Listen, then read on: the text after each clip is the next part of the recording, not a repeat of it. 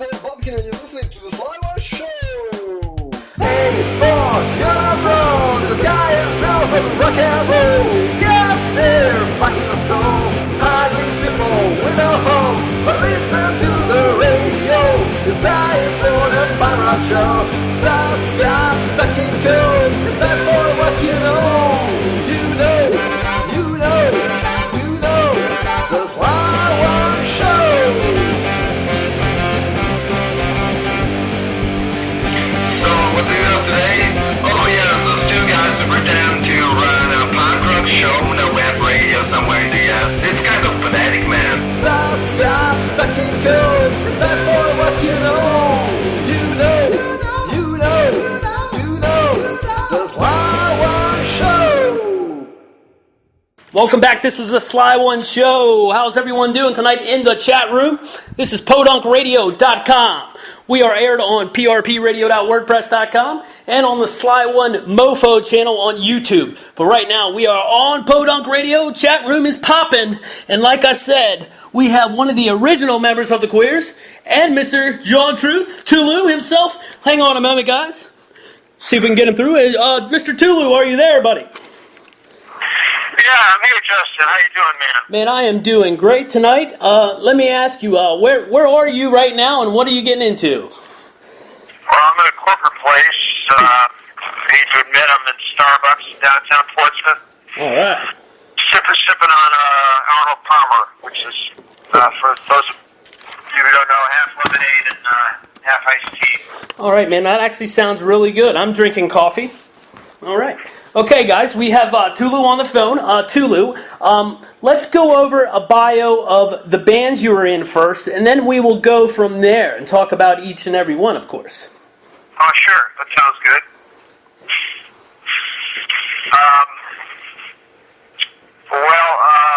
First band I was in, which I could really call a band, was in college, and we're called Objects.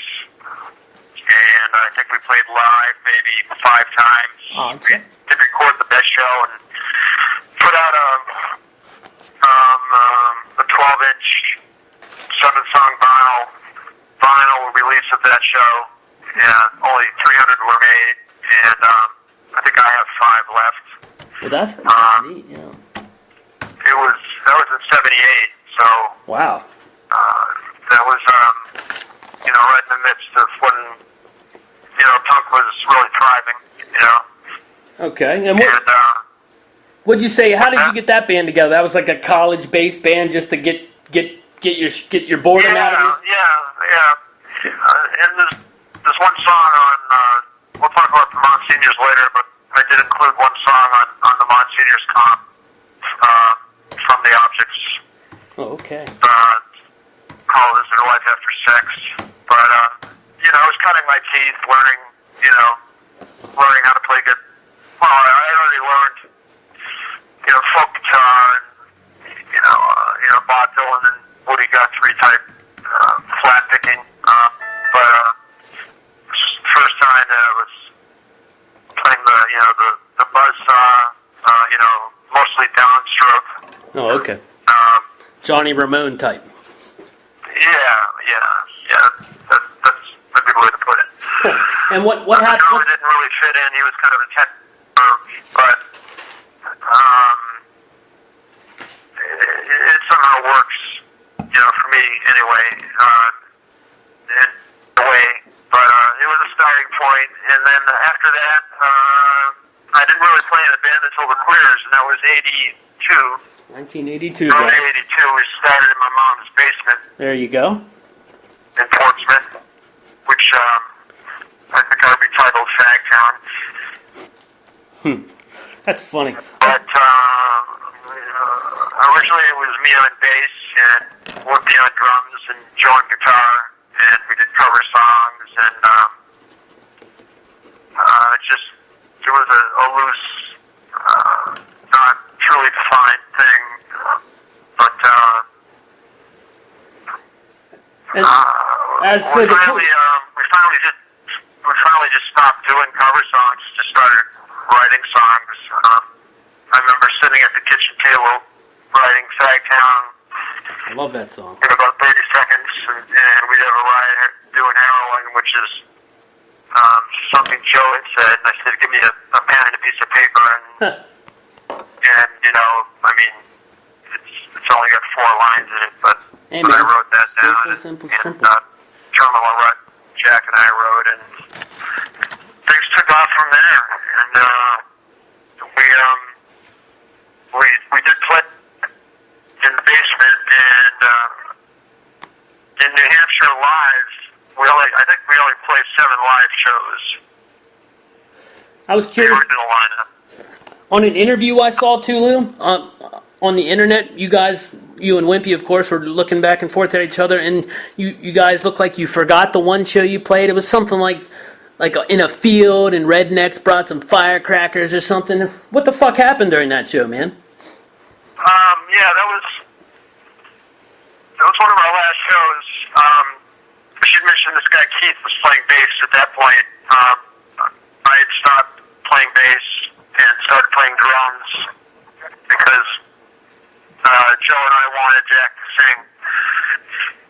And so, that was an outdoor show. It was about 90 degrees. I forget where it was. It was either in New Hampshire or Maine. It could have been Elliott, Maine. And it was 82 or 83, and a bunch of rednecks caught wind that there was going to be a punk rock festival, so they came with M80s and other weapons, and they actually threw an M80 into the crowd and went right off about a foot away from a friend of mine's face. Actually, he had organized the event,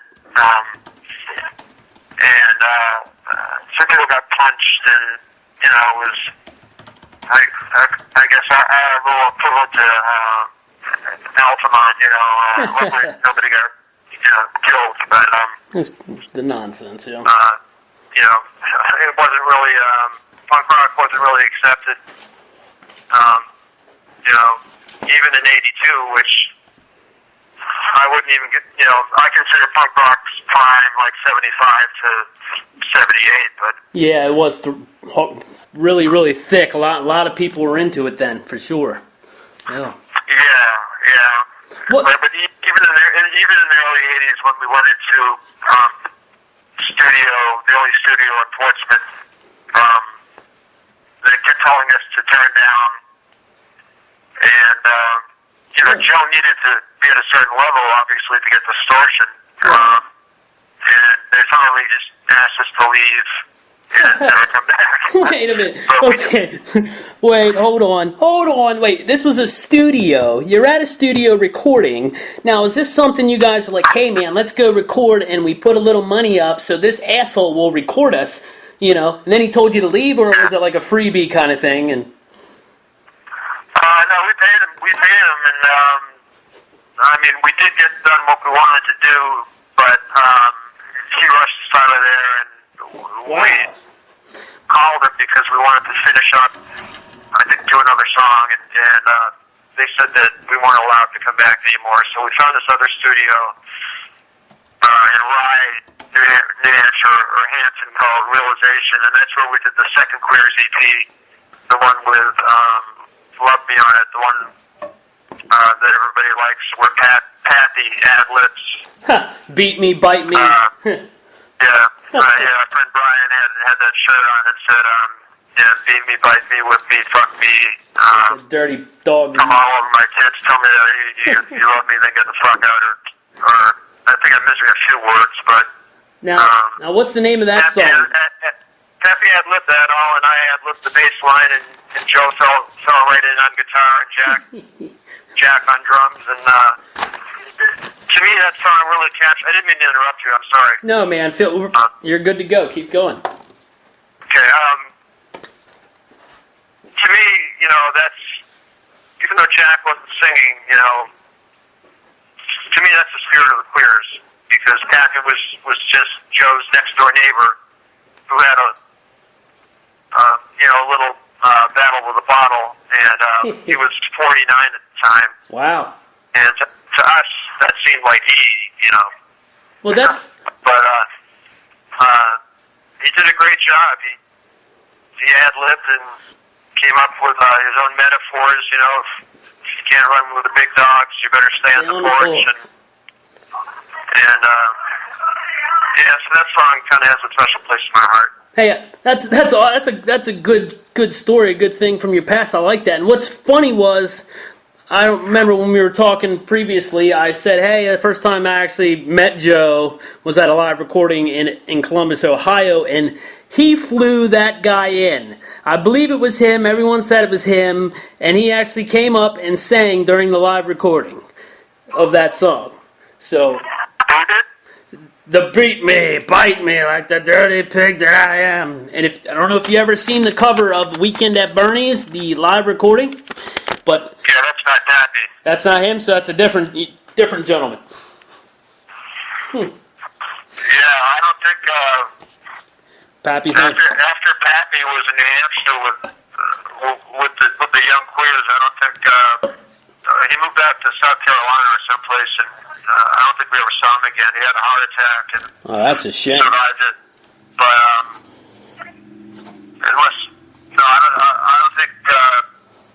don't think he ever sang with the queers again. I could be wrong about that, but I don't think he did.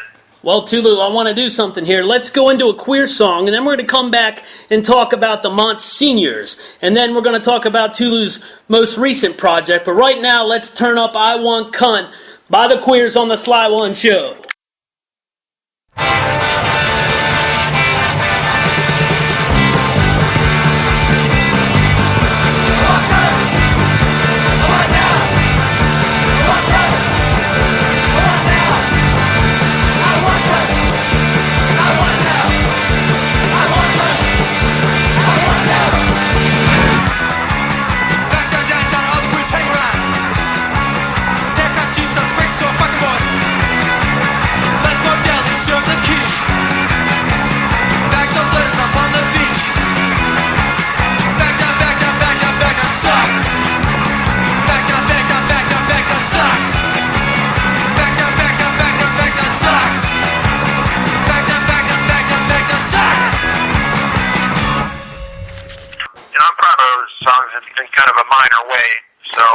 Well, you should be really proud, man. Everyone in the punk scene knows I Want Cunt. And I mean everyone that's just getting into punk to, like, me and the older generation. We all know that song. But no one really knows the background on it. See, that's what we need. Everyone needs to know the truth about what and who did what. That's how I feel. And we love you on the Slieone Show. Yeah, that was a one-take thing. That was another good thing the Queers all agreed on. We didn't labor over the songs. It was either one or two takes, and that was it. Well, let me ask you this: this is probably just going to spin into a circle. Go back to the dead horse. What would you say is the one queer song that you contributed to that you still look back and it really puts a smile on your face? And it's when I hear my songs, I'm like, I don't really like to listen to it over and over again because it's me. I did it. But we all have that one song we really admire that we wrote ourselves. Which one is that for you? Right. Well, I don't know. It's probably tied. Fagtown, I Want Cunt, and Nothing to Do, probably. Right. Well, those put a smile on my face. And obviously the Beat Me, Bite Me, Whip Me song puts a smile on my face. Fagtown, and Nothing to Do. I was only part of that.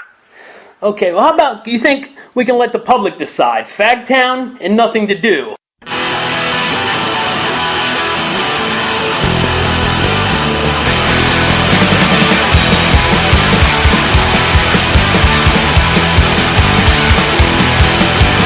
Just call me this fucking lie. You little bitch, you just die. I'm just sitting here full of blood with a dirty magazine that sticks the butt. Nothing to do, nothing to do. Nothing to do, nothing to do.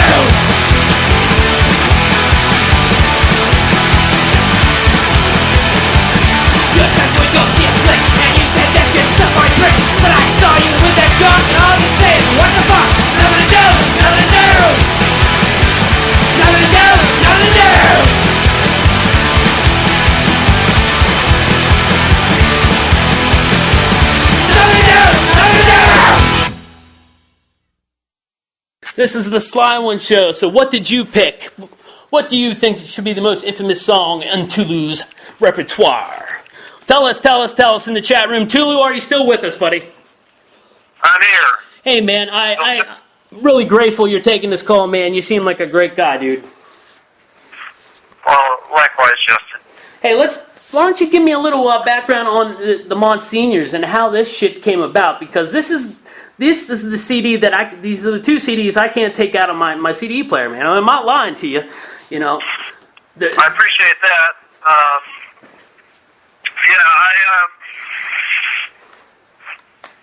I left the Queers just because I wanted to, expand on what I'd listened to as a kid growing up.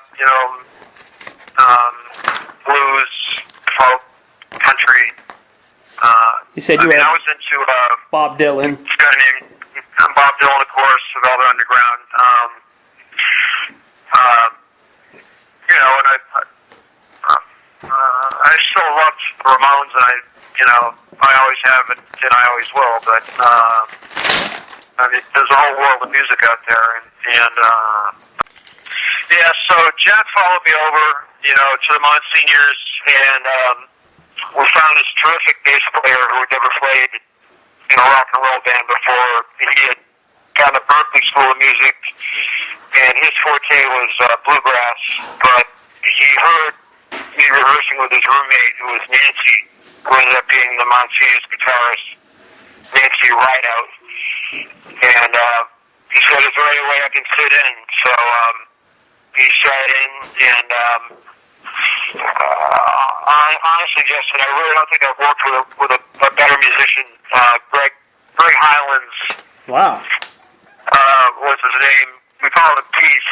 So what's Greg? I mean, is Greg doing something now? If he's that good, everyone must want him in the band, We're looking for him. We can't find him. Jack and I can't find any traces of him online or wow.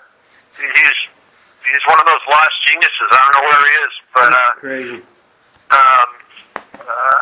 He just instinctively knew what to do on every song, and even stuff like Rye Whiskey, which is the last live Monsignor song that was ever played. Just the bass line in that song is it just puts shivers up and down my spine, really. So I was really lucky to work with Greg, and if you're out there, Greg, I love you and I miss you, and please contact Justin. And you have him on your liner notes on the Monsignors. It does say Peace Highlands. That's the gentleman you're talking about? That's correct, yeah. Okay. Yeah, we wrote a little song for him to sing. Actually, I wrote it. He went along with it. The song was called My Name's Peace, but you can call me Greg. It was a little story about how the Monsignors started, and it ends with him saying, my name's Peace, but you can call me Greg. So, it's been name changes over the years. Rideout isn't Nancy's real last name. We came up with that for her. Whippy wanted his real name on the Monsignors booklet, so that's a question I'd like to get into then. Pardon me? I said that's a question I'd like to get into here. I mean, you kind of brought it up into your conversation here. Names and the pen names. I mean, Tulu. Where did you get that pen name from? Tulu, that was derived from a misinterpreted Japanese lyric sheet to It's Alive. The live album that was New Year's 76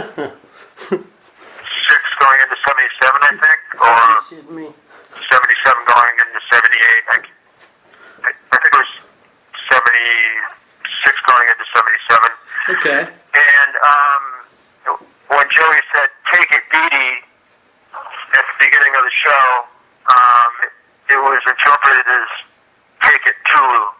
And I could never understand how they got Tulu out of Dee Dee, but they did, so yeah, that's where Tulu came from. I was always wondering, like I've, hang it too low or Tulu. I was just wondering, it's curious. I mean, but they're there now. Everyone knows. That's cool. And let me ask this question, since you're associated with Wimpy or Jack Rutherford. How did Wimpy come about? How did that name come?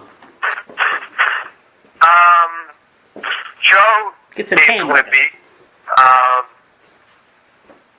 and that's the only recollection I have of that. And Nothing to do with like Popeye or anything. no, the Rutherford came later. I know it was just Wimpy for a number of years, and then I've noticed on the songwriting credits that it's Rutherford, and that's what Jack uses now. So Yeah. but that was Joe's name for him. Now let's talk about the Monsignors, man. I really like this album, and I'm going to play the hell out of it. Why don't you tell me, Yeah, I kind of blew it,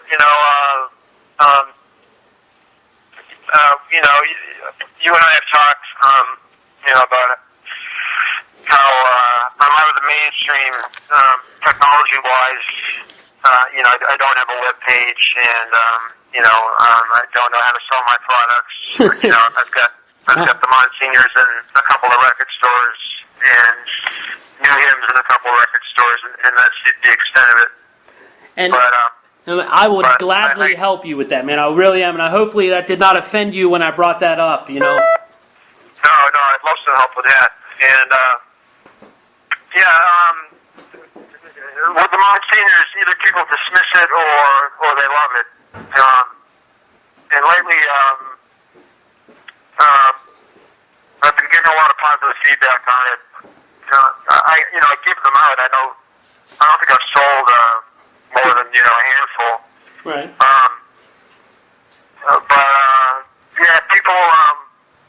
People seem to like it. Somebody even called it punk, but I don't think it's punk. I would say it's more like an alternative rock. It's not mainstream. Yeah, It has nothing about it means mainstream. Boston, and they didn't really know what to do with us because we didn't really fit in with what was going on. It was, I guess, kind of roots rock before its time, maybe a little. Right. Well, last night I was listening to Steve Miller for some fucking reason. And the guitar work and everything, I'm not saying you're the Steve Miller band by any fucking means, but, it just reminds me of, 70s alternative rock that a lot of people turn their heads to because they were, were told to listen to something else. Yeah, there's some Velvet Underground influence stuff like You're So Pretty. Right. Which was done on 4-track. And a lot of, Bob Dylan obviously has been an influence on my writing and my singing. And when kind of a hodgepodge, but I think it works. And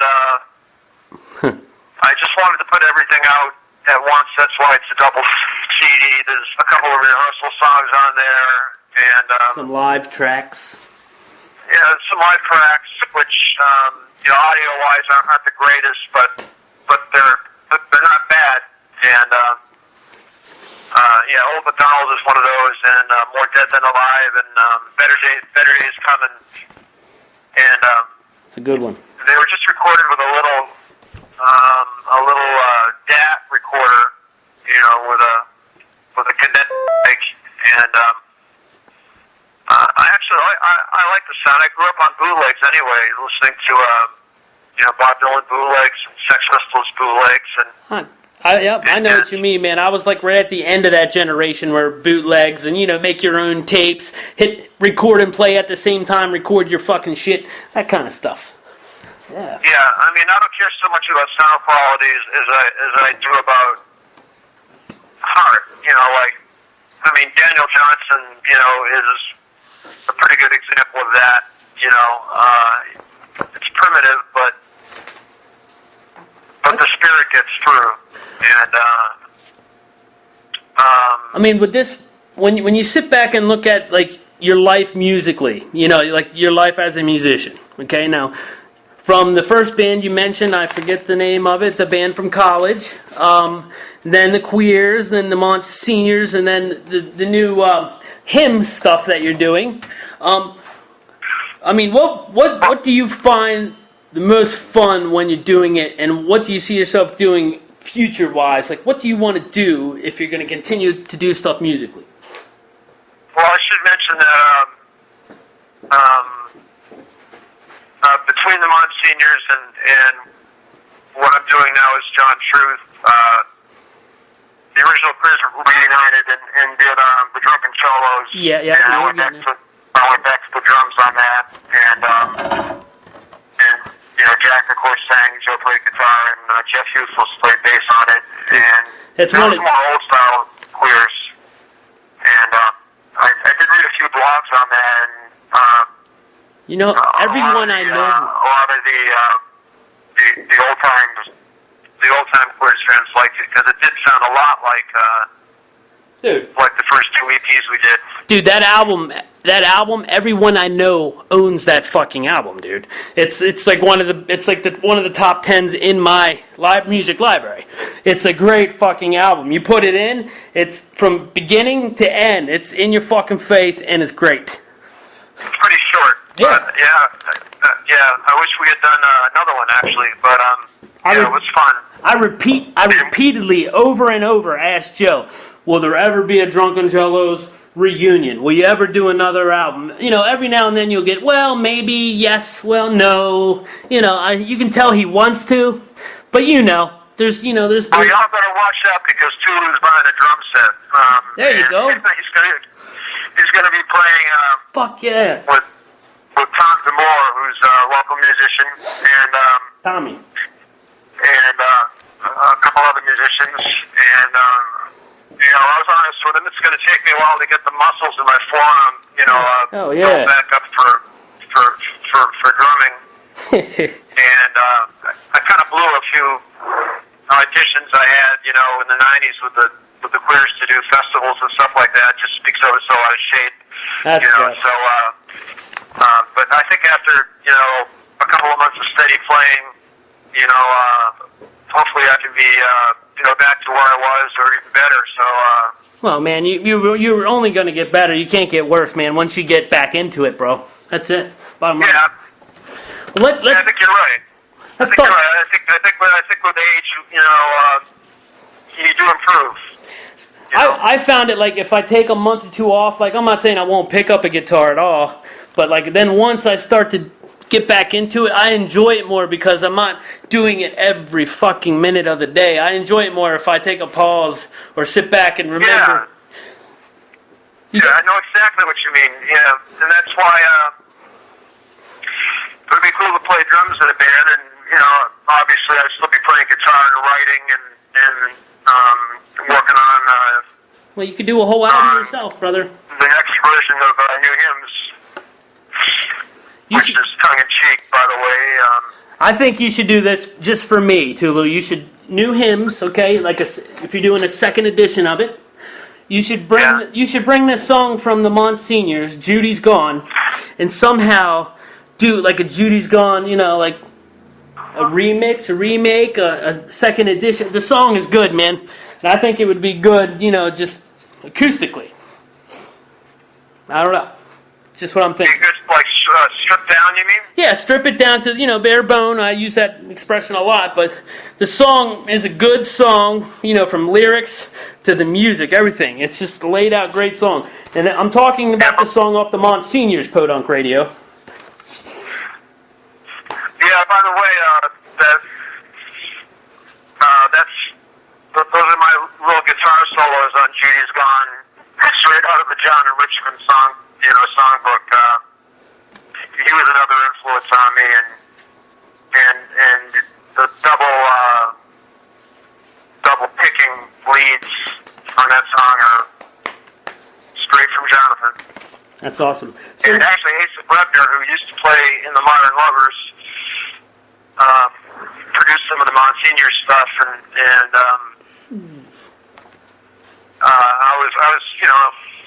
I was honored because he played with one of my heroes, and he walked into a club one night and heard the Monsignors and asked me who wrote the song "I'm a Good Man," and I said, well, I wrote it. And one thing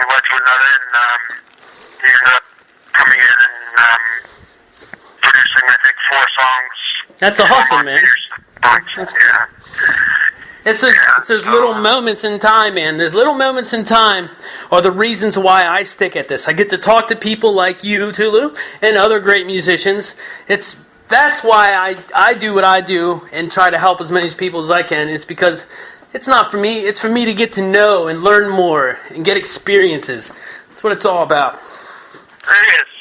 You know, you're like me. I try to soak everything up like a sponge, you know, and I mean, there's so much out there, and there's, you know, so much that escapes us, you know, even if we try to absorb it all. So is there anything you want to tell the public about the song "Judy's Gone" before we play it? Well, it's an accurate song because I was lying down in New York City on my bed, feeling rejected, and so it's pretty historically accurate. I guess that's what I have to say about that song. I'm sorry, man. I was lying in my bed and I was rejected. Now Judy's gone. Tulu, are you rejected? No, but check out Judy's Gone. This is the Monsignors on the Slieone Show. Stay with us. We have Tulu on the phone.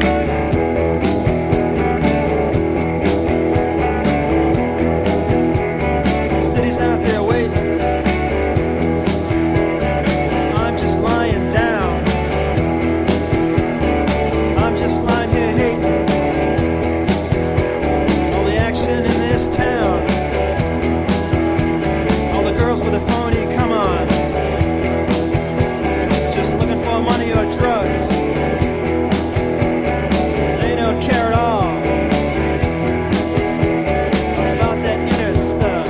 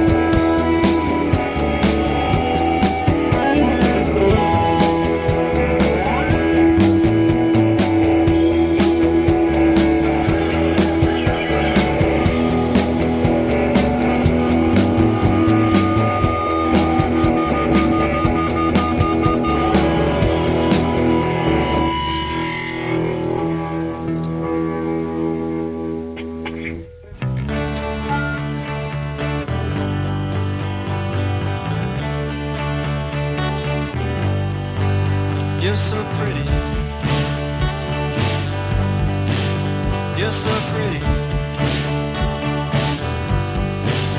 You're so pretty. You're so pretty. You're so pretty. You're so pretty. You're so pretty. You're so pretty. Well, I was down in the dirt without a rope or a stick. Everyone was yelling, making me sick. Hey baby, can't you see what's going down? I'm just a little bit lonely in this big, big town. And you're so pretty. You're so pretty. You're so pretty. You're so pretty.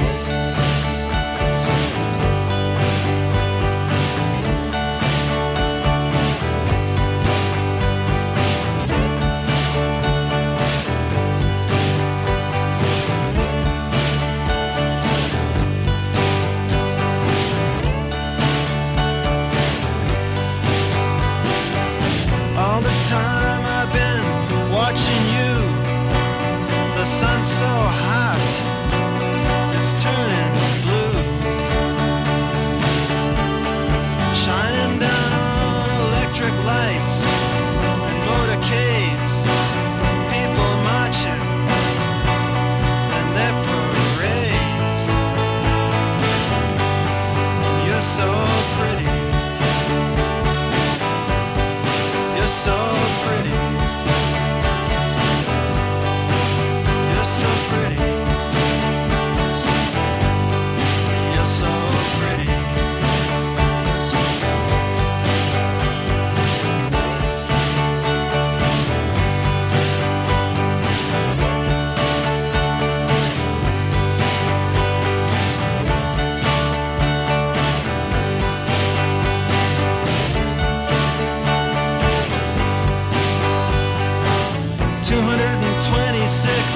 Days ago, you said you'd meet me, but you never showed. Maybe in another lifetime, my name will be Jim. Maybe you'll be with me instead of him. You're so pretty. You're so pretty. You're so pretty. You're so pretty. You're so pretty. You're so pretty. You're so pretty. You're so pretty.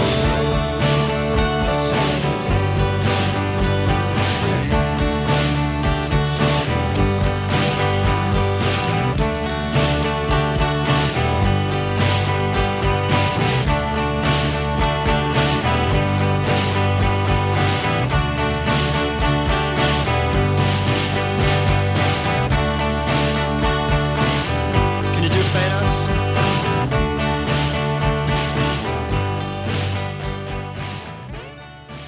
Howdy-o, nigga. Okay, we're on the phone with Tulu, the motherfucker from the Monsignors is what we're talking about right now. And I'm looking at the cover of this album. It says, The Plowin' Stars, 912. What the hell is that, Oh, Tulu? yeah. The Plowing Stars was a little bar with sawdust on the floor in Central Square in Cambridge, Mass. And it was tiny. They liked us, and we kind of became the house band there. We played there every month for a year, and Wow. we had to do three sets a night, which was good for the band because it kept us well rehearsed. So it was like So, 2 practices, and then you get to really do it live. Yeah. It was 3 1-hour sets, with breaks in between. But the place was so small that you could see the men's in the women's room restroom signs on the cover, and we would have to move to get out of the way for people, to use the facilities. So that's how small it was. I like that. It was like a roadhouse,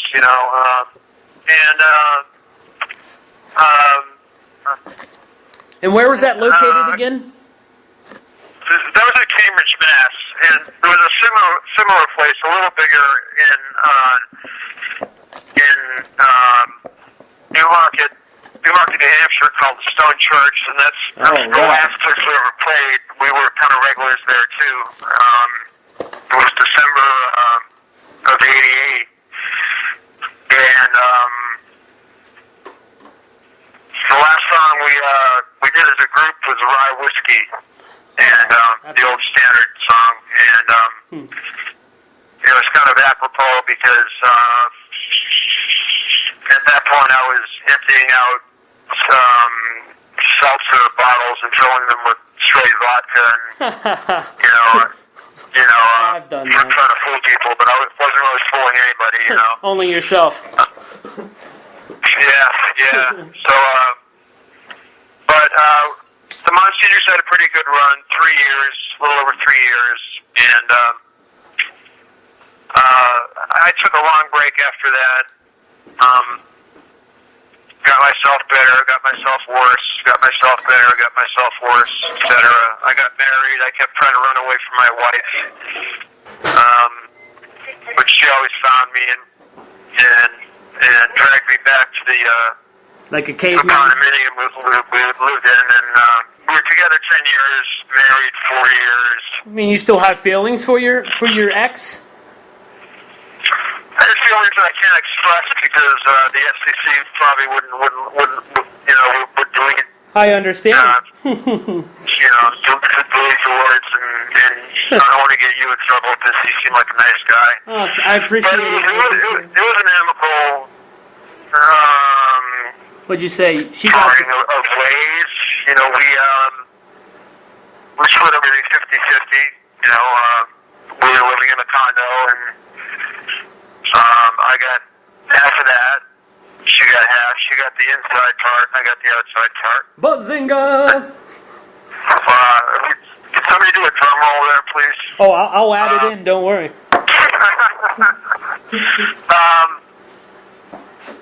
But getting divorced was probably the best thing that happened to me because it led to the Drunken Fellows, and then it led ultimately to me going to Los Angeles in 2002. Awesome. What'd you do out there, man? Well, Besides the obvious, I mean. a former friend of mine, Mark, started Amoeba with a couple of partners of his, and he encouraged me to come to California, and I ended up in East Hollywood, right near where Charles Bukowski used to live. Okay. And I did new hymns on a Tascam 4-track in my kitchen in Hollywood, and I think there were 7 songs on it. And it was the first time I'd ever tried to record myself, and I did all the instruments except for bass on the last song. This guy, we used to play in a band called Crucifix. I think they were like a metal band from the 90s. Jake Smith played bass on one song, but all the other music is me. And it's very stripped down. I wish that there had been more instruments on it, like pedal steel and organ and stuff like that. So the next one is going to be a little richer, musically. But I think the gist of the songs get through, and a song like Two-Room Hospital or Seat of the Ballroom, they're pretty confessional songs, and they don't really need a lot of music.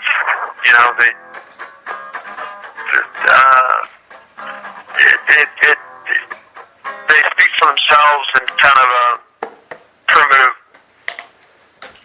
informative way, and so I don't really have any problems with it. Well, you can't go wrong, really, man.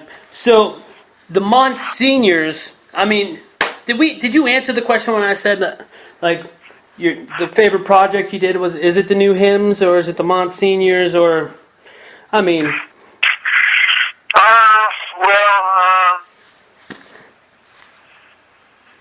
I'm proud of them all. I'm proud of the queers. I'm proud of the Monsignors. I like the songwriting in new hymns. There can definitely be, musical improvement by adding more people on. And you recorded that where? You recorded that... Pardon me? You recorded new hymns where? In the kitchen of my little studio apartment in East Hollywood. East Hollywood. California, yeah. Dirty old Hollywood. East Hollywood. Go ahead, Justin. No, I was just repeating what you said, man. That's all right. People have this impression of Hollywood as being glitzy and, glamoury and all that. Yeah. Parts of it are, of course, but where I lived, the streets were a mess. Oh, It was a high prostitution area, drug area. Oh, But if you walk 5 blocks toward the hills, it got nice in a hurry. Well, most cities have that, but they're only going to show you the limelight. They ain't going to show you where the junk and prostitute is. It's crazy. It's like Atlantic City, man. They're like, come gamble, have fun, stay in our hotels, and get robbed and get hookers. Yeah. They definitely highlight the tourist-friendly aspects. Hell yeah. Of it. And, but it's like that everywhere. You're right. Every city has certain sections you should stay out of. But the Armenian Mafia actually kept watch over my neighborhood, so it was pretty safe. That's good. You never had to borrow money from them, did you? No. I think the most communication I had with them was smiling and nodding. And looking away. Yeah, well, they would sit out there on their lawn chairs and play dominoes and pinochle and I love that game. Enforce the neighborhood code, keep an eye on the neighborhood. So right. Yeah. I like those kind of communities though, Tulu, that are tight knitted, like a couple blocks. Everyone is always looking out for the other person. It's kind of like friendly, but it's tied in deeper to maybe a connection of a mob or some kind of a gang, and sometimes it spins out of control. But some people get taken advantage of. That sucks. Yeah, and I worked in South Central and during the day, and I never got disrespected. As long as I treated people with respect, I get their respect back. And that's usually the way it is. So, the transition from the Monsignors to the Drunken Cellos, how the fuck did that happen, man? I've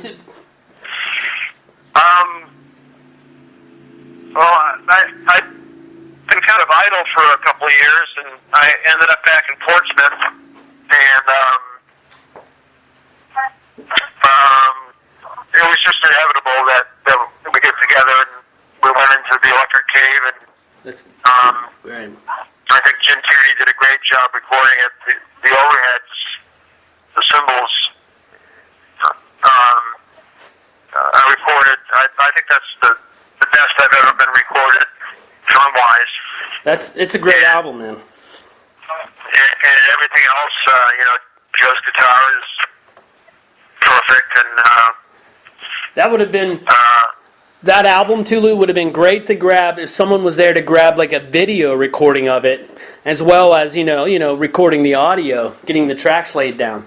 I mean, because the fucking album is awesome. Like I said, everyone I know, every punk rocker or wannabe punk rocker has the fucking album. Well, that's good to know. I'd like to know how many sold. Well, buddy, a lot, and a lot are still being sold. Yeah, well, that's good. Good. Well, just keep that in the back of your mind and think about that. But tell me about. This is what I want to know. Let's jump back. Let's take what's that called? Marty McFly's car and go back to the future or past. The Queers. How did you meet? How did you know? Were you guys all friends, kids? Were you babysat together or on the same tent, or did you guys just meet? Because you needed a musician.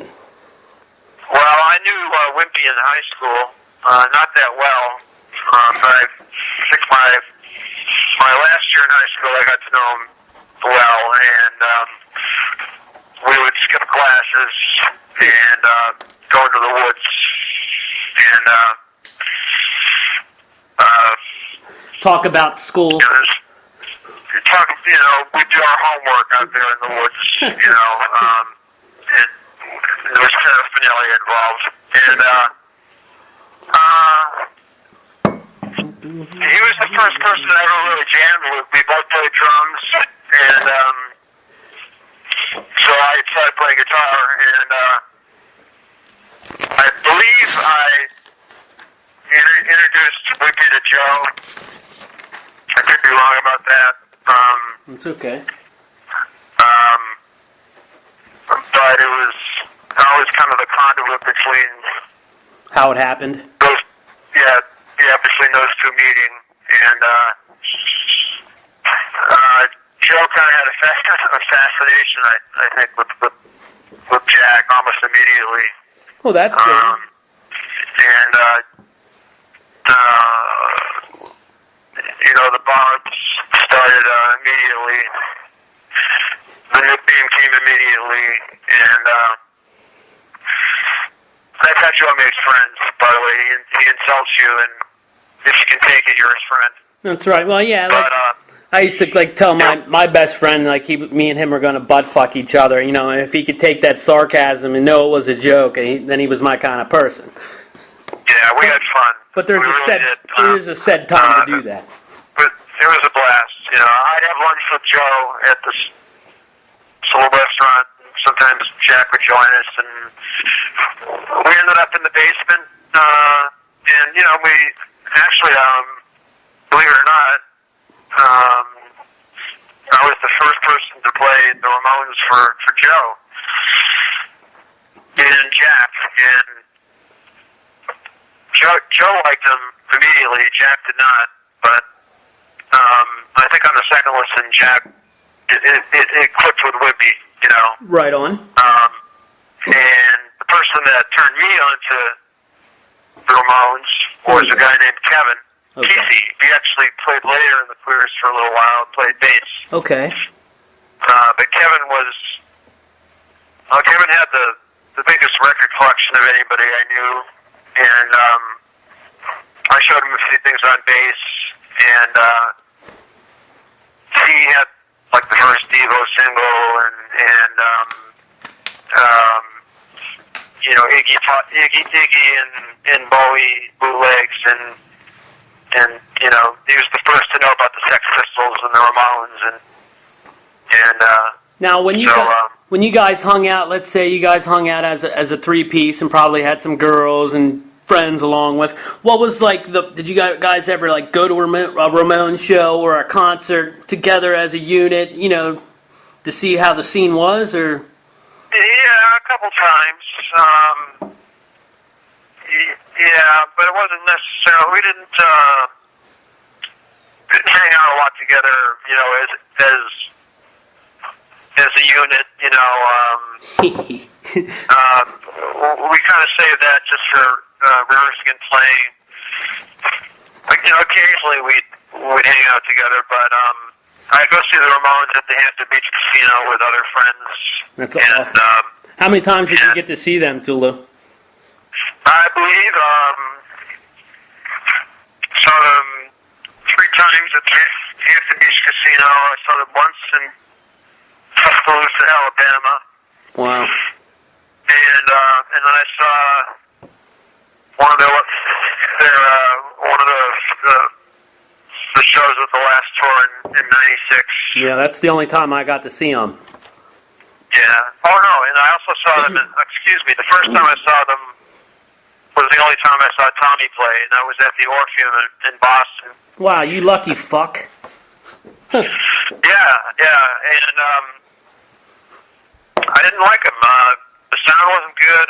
They were sloppy, or something was off. It was muddy, and I went back to see him a year later, and Marky had taken over at that point on drums, and they'd gotten maybe a different sound guy or something, and they were just tremendous. You know, just totally changed my life. You know. Okay, the first concert you saw. I'm sorry, this is not about you. Sorry. The first concert you saw of the Ramones. What year do you think that was? That would have had to be in '77. Wow, man, that was the year I was born, buddy. Yeah, and it was the Ramones. That's what I was going to say. Who a local guy named Willie Alexander, and David Johansen. Oh, David Johansen, awesome, man. Yeah, that's great. And so it was 77, 78, then in the 90s. Like I saw the most of the 90s at the Hampton Beach Casino. It could have been more than 3 times. It might have been 4 or 5 times. I don't remember, but well, I got to see him. I loved it. Go ahead. I got to see him that one time on the farewell tour here in. Well, at least you got to see him. Yeah, and it was great, and I was so happy, man. I held my ticket so tight because, man, people were going crazy trying to get tickets to get in. It was nuts, man. And I was young. I was still in high school. I was probably like 17. I don't know. So, yeah. Wow, yeah. I've been to like a Queers concert, a couple punk shows, but this, by any means, was the biggest scene madness I've ever seen at a punk show. Yeah, it was quite a scene for sure. I was surprised actually when Joey just sang 4 songs and then walked off and let CJ do a little set of his own. Yeah. CJ's a pretty decent guy. What's that? I said that's CJ. CJ, he's a pretty decent guy. I've actually talked to him. I mean, he's down to earth, kind of, family guy. Good guy, man. Yeah. His story, how he got into the Ramones, is kind of weird. I don't know if you know. I'll sum it up real quick. He was in the Army. They had him getting ready to be shipped off, and he did an audition, and they called him back. They didn't think that he was going to get a call back, and he was supposed to get on the plane to go to be sent where he was sent to boot camp or whatever. And he said, "Fuck you," and they put him in jail. So then he didn't know if he was going to get the job, and he called whoever was in charge of the Ramones at the time and said, "Listen, man, I got to do 6 months, but I want to play in the Ramones." And he told him the situation, and I guess the Ramones thought that was the coolest thing, and they waited for him. Yeah, I did hear that story. Yeah, that is pretty cool. Yep. And they had a good procedure to pick replacement players.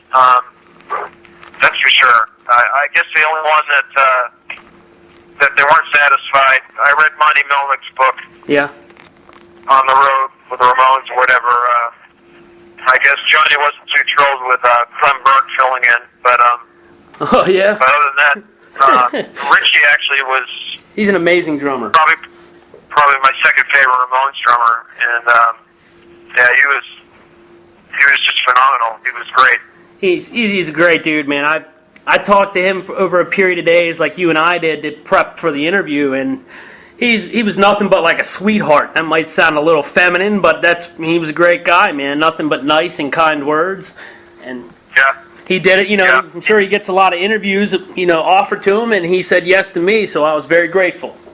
Yeah, he was nice to me when I talked to him, and they pretty much all were. I mean, Johnny was, a little sarcastic,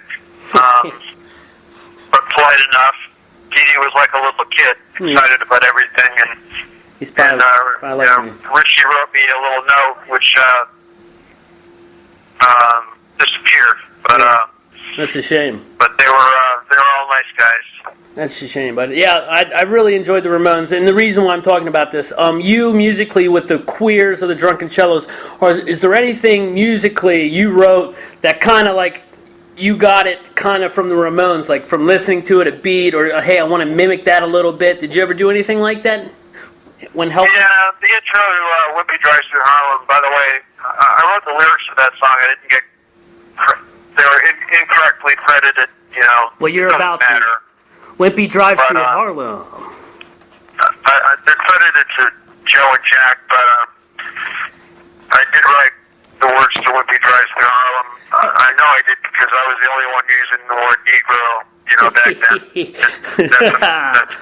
in the song. But the Tom Tom intro of that song, you know, that's pure Tommy Ramone, or at least I tried to do it like he would. You're going to think I'm fucking lying to you. You're going to. Remember the guy who I said I was going to try to buy the car from when we were talking? Yeah.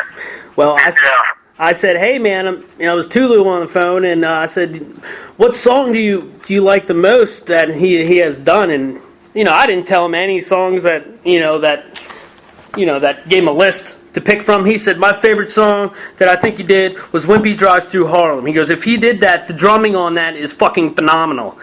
And this guy's in a local band. The band's named Rutabaga Suicide. The kid's name is Matt. He's a fucking raging alcoholic. For him to say that, it's awesome. And come to find out, this is the first time I heard it, you wrote the lyrics for it. So it's awesome. I did, in the back of Joe's green El Camino or whatever, as he was getting me out of New York. I don't think I wrote the melody. Probably Joe wrote the melody. Now, why don't you tell us like the background of the premise of the song? You guys were in Harlem. Weren't they picking you up or doing something? Yeah, I guess Joe felt he owed me because I'd gone down with my friend Clyde to get Joe out of a place that he was living in. He was squatting actually in this place. They had the gas stove on for heat. Right. And, I don't think there was electricity. I've done that. Yeah, maybe there was, but you could.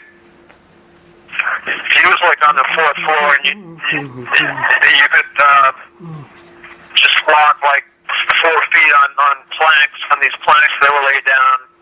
Look all the way into the basement. So that sounds like a crack house I used to go to quite often in Philadelphia. Yeah, I guess 4 or 5 of Joe's friends lived there with Joe, and Joe wanted out, so I came down with Clyde, and we got him out of there, and it's a good thing we did, because Joe went back, I think 2 months later, and the whole house had burned down, so... That's crazy. Well, thank you very much, Tulu, for doing that. Yeah, and then he reciprocated. He came to get me out of New York in '82, and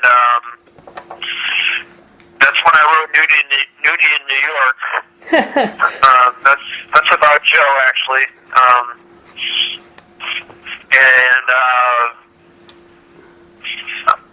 Yeah, Wimpy Drives Through Harlem was as we were leaving.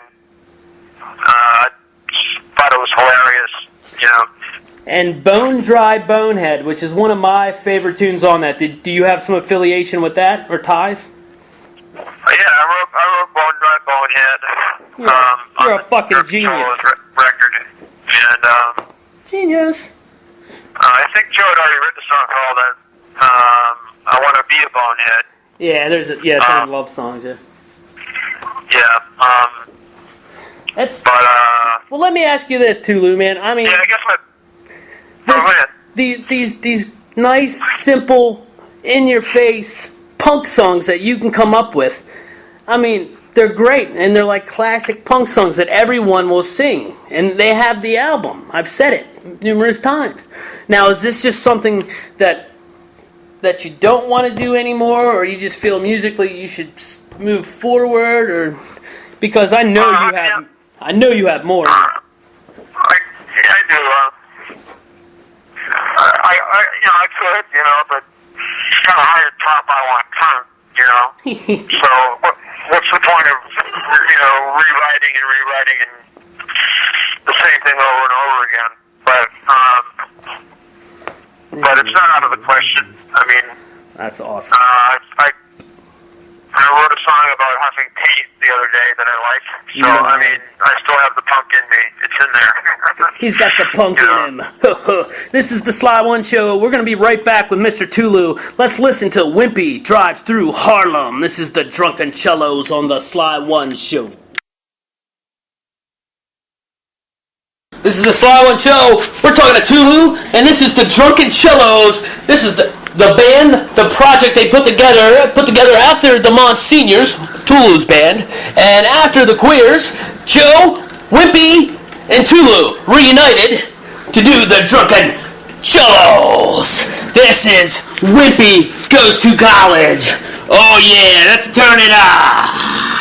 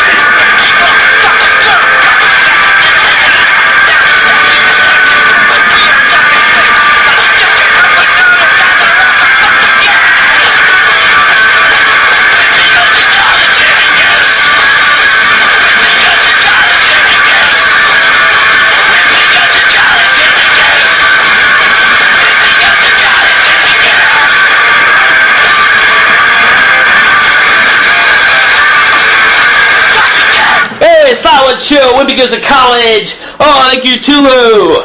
Oh, yeah, this is Slieone Show, Podunk Radio. Happy Friday to you. Like I said, back to the bare knuckles of punk rock. The Drunken Cellos are what it is. If you don't know about it, you better. This is Wimpy Joe Tulu, one of the original Queers. Back at it, baby. Let's hit another one by the Drunken Cellos. Original. This weekend, Mike, dance recital.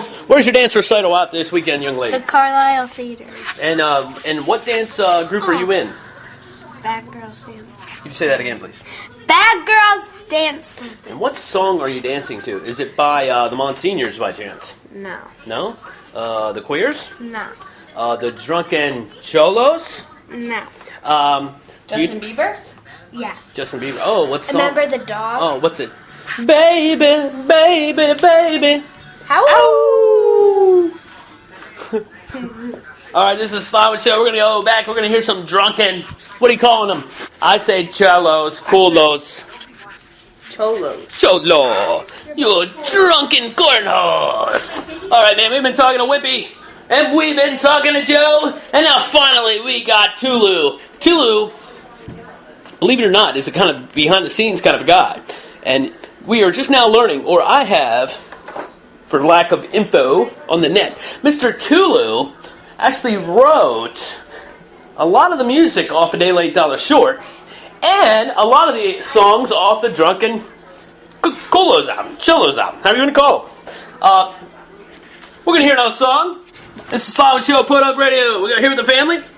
We're going to hear Cot Smoking Pot, Wimpy, Joe, Tulu. And who wrote this song? Tulu. He was caught. Cot Smoking Pot. Turn it up on Podunk Radio.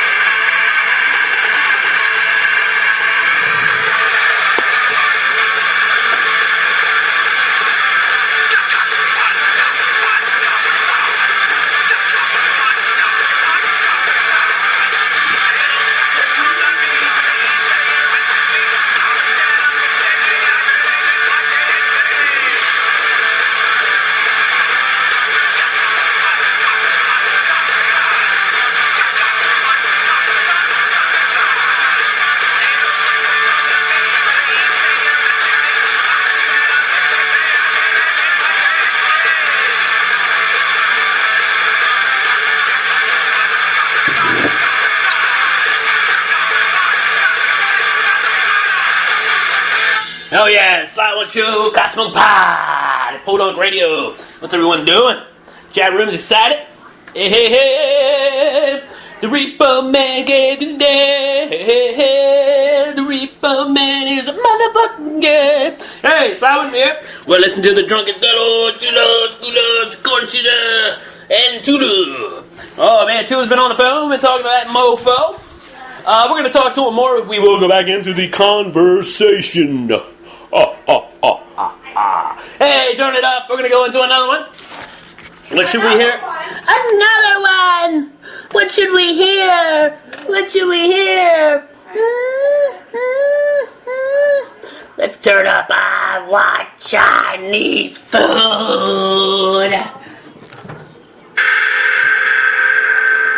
We'd like to dedicate this song to Florence Bush.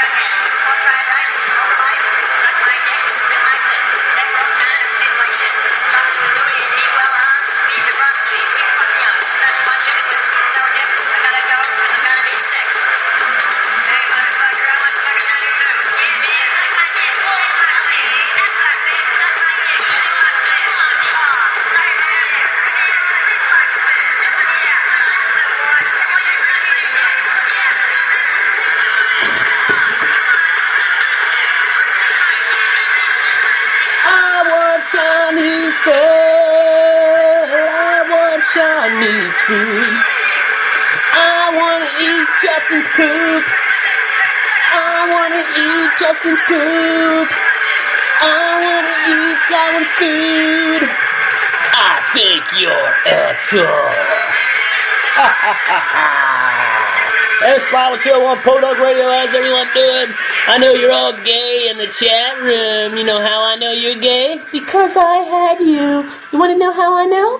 Want to know? Because I speared the rear. You cute son of a bitch. I speared the rear.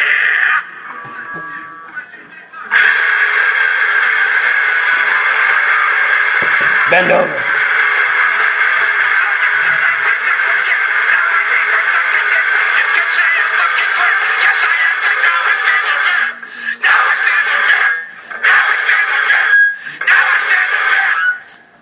This is the Slieone Show, Podunk Radio. Let's go back into our conversation with Tulu. We're going to listen to the whole, his new album, his new project. It's called New Hymns by John Truth. That's going to be coming up at the end of the podcast. I'd like to thank everyone for listening. And now back to the conversation with Mr. Tulu, a.k.a. John Truth, one of the original members of The Queers. Turn it up.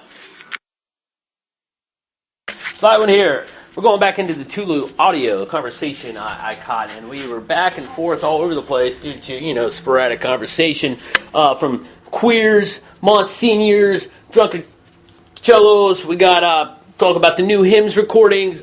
So we're back and forth. This next audio is us talking about like when he was with the Queers, and I'm gonna say we just heard Nothing to Do. We already heard Nothing to Do.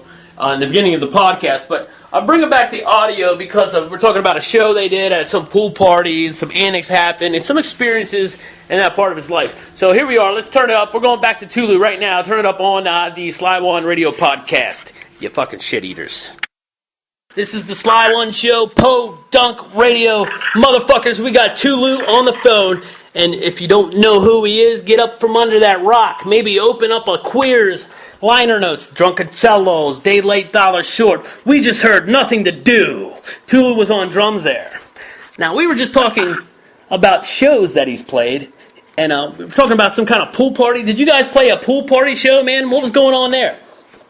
And we played a pool party in Dover, and there were a bunch of straight edge guys there. They all had roller skateboards, and they all had bands. I think some of the names were like Zero Mentality. I can't remember the names of the other bands, but it was one of our last shows, and it was recorded really well. You can hear people diving into the pool, but you can also hear the music perfectly. And at that point, like midway through the show, I was thinking to myself, we've become a really good band because of all this rehearsal. Even though we only played locally at the Masonic Temple and Gino's in Portland and a few other places, we did rehearse a lot, and everything came together at the pool party. And I just remember thinking, God, we've really become a really tight band, and yeah. But I think that was one of our last shows, and well, what happened that made it to Lent? What happened? We had a tape of the show, and we entrusted it to Jack, to Wimpy, and he taped over it. So we lost that show. What did he tape over it with? What did he tape over? I know it was your show, but what did he put on it? He denies it, but I think it was there was a syndicated show on Cinemax after WRKL, WBCN in Boston, an FM station called King Biscuit Flower Hour. Okay. And I think Jack recorded a Steve Miller show over it. Yes. Although he denies it. That's funny. I was talking about. I thought maybe you were gonna be like Cinemax After Dark or something. Yeah.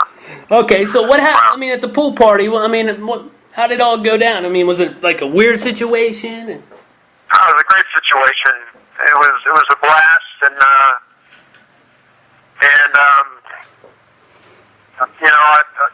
I wish in retrospect, I wish we'd stayed together a little longer. Yeah. But I guess we didn't know what we had at the time, or at least I didn't. And so who came? Like I said, I just had to do other things. You don't have to explain yourself, man. You don't. Here's the one. The main question every fucking stupid interviewing person will ask this band or the Queers. The one question. Well, why did you name your band the Queers? Are you guys homosexuals? Yes. Yes. Next question. I think it's funny. Every interview I see. Yeah. Yeah. Are we live? Are we? Yeah, we're still recording. We can't. We don't have to. No, actually, I remember sitting around. We were in my mom's basement, and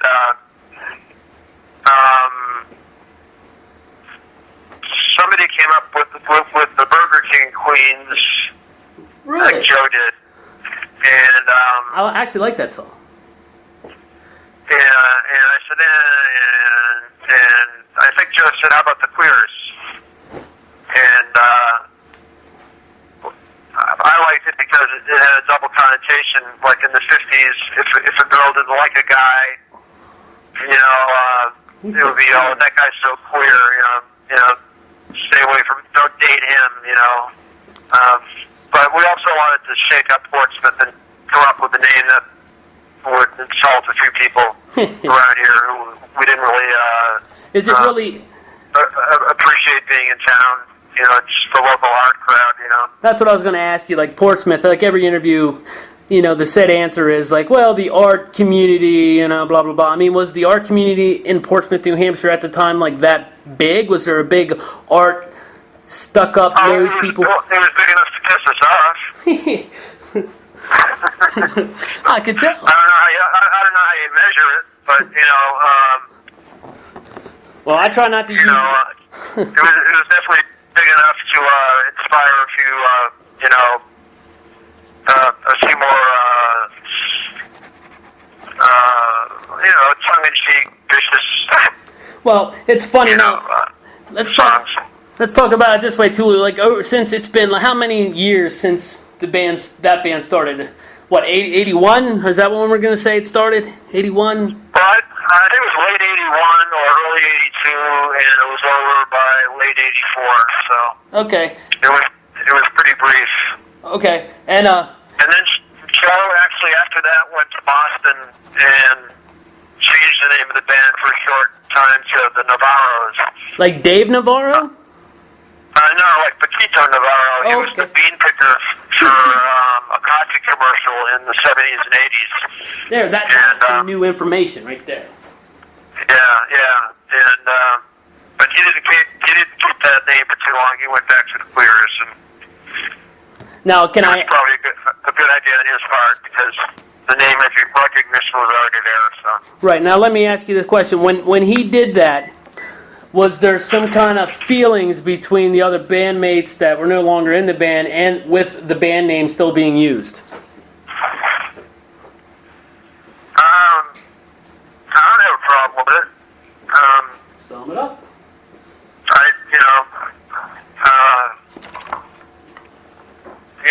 Joe's out there doing it. I respect that. He's been doing it for over 20 years, and he is the guitarist and singer. So I think he's entitled to use the name. I haven't gotten paid for many of the songs I wrote, but or any of the record sales, except for $1,350. You know what I heard. But I don't have a problem with. It wasn't my band. Well, you seem like a well-sound guy, and you think things out, and I understand everything there. But that was Lookout Records. Now, I mean, I'm sure there's more things to it than that, but I heard Lookout Records really freaking took advantage of a lot of bands at that said time. Wasn't paying the right royalties to a lot of the people, so on and so forth.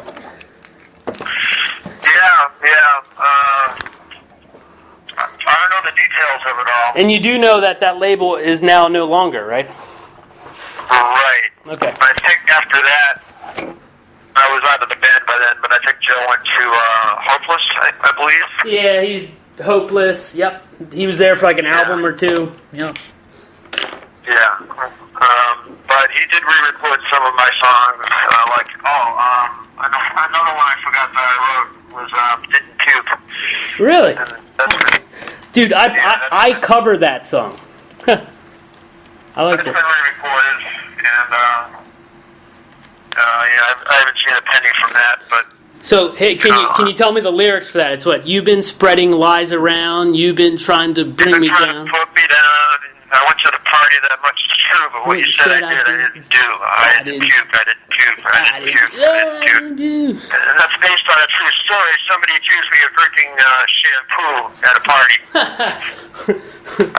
when I was 17 years old, and I kind of changed it into I didn't puke, not I didn't drink shampoo.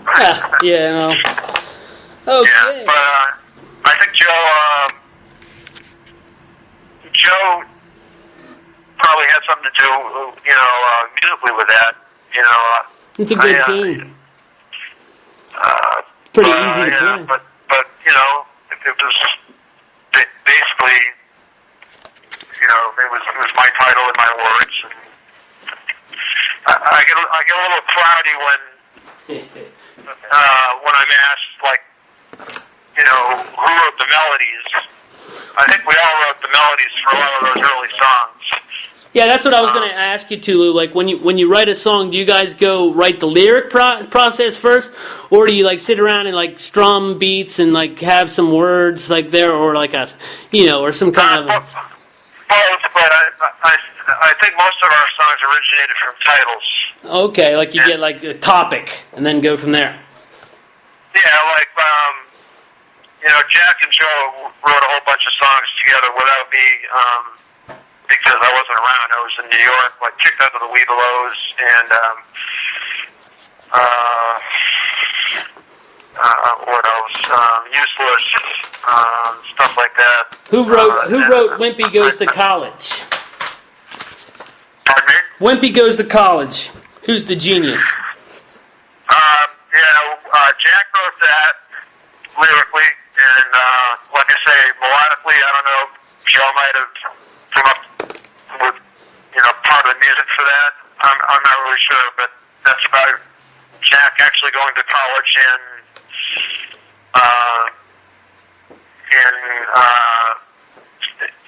the Southwest. The name of the town escapes me right now, but it was in New Mexico. Oh, okay. He went to college. Yeah, I remember. Yeah, down in New Mexico. Yeah. Yeah, but that's Jack's. Those are Jack's words. Okay, let's talk about one of my favorite songs. It's called "I Was Caught Smoking Pot." Now, is this a true story? Is this a true story? Did you actually get caught smoking pot, or did you change it because you were jerking off and that sounded too weird, and you wanted to switch it? Well, I already covered I didn't jerk. the jerking off part with I didn't jerk. Right on. So, and I'm not going to admit to it either. He's a poet. Caught smoking pot was just an idea I had for any kid whose parents catch them smoking pot. Didn't really have anything to do with any of us personally. I just thought it was, a good name, a good theme, I guess. All right, that's a great tune, man. Ladies and gentlemen, this is Podunk Radio. I am your host, Justin Slieone, and we have had Tulu on the phone. We like to thank you. We all do. He has put out music with the Queers, the Drunken Cellos, and we have the awesome Monsignors. You all need to check this out. But what we really want to get down to is this newer project he has done. It's called New Hymns by John Truth.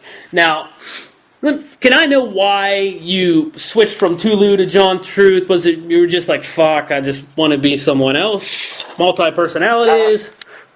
Well, I switched way back in '85, right after the Queers broke up, so I've actually been using John Truth for, you can do the math, I guess 22 years. Oh, yeah. Okay, now I'm looking at your album here. Yeah. As a close-up of your pretty face, New Hymns, John Truth. Who took that picture, by the way? I actually took that picture.